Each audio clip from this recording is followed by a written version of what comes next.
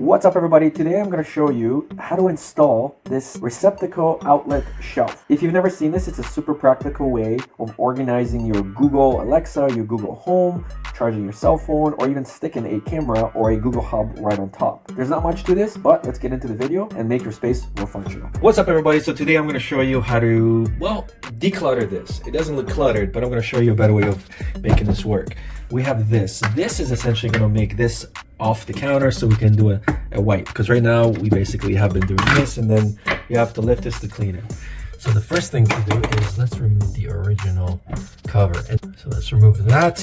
Now we take this, and then we place this underneath.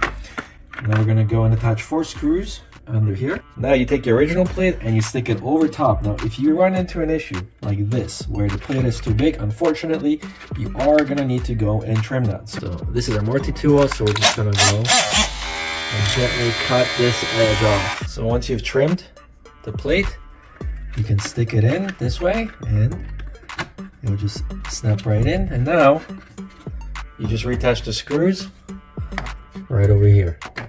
Now we're going to take this, bring this cable, plug it in through here, plug it in, and now we just got to tighten up this.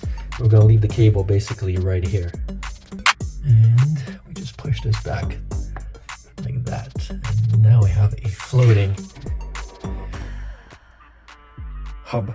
And we also have a spot right here for a charger, which we'll probably end up doing. But now we get to clean underneath, which looks a little better. I installed this outlet shelf for my Google Hub monitor, but it's a versatile stand that can be mounted upside down or over the top of the receptacle.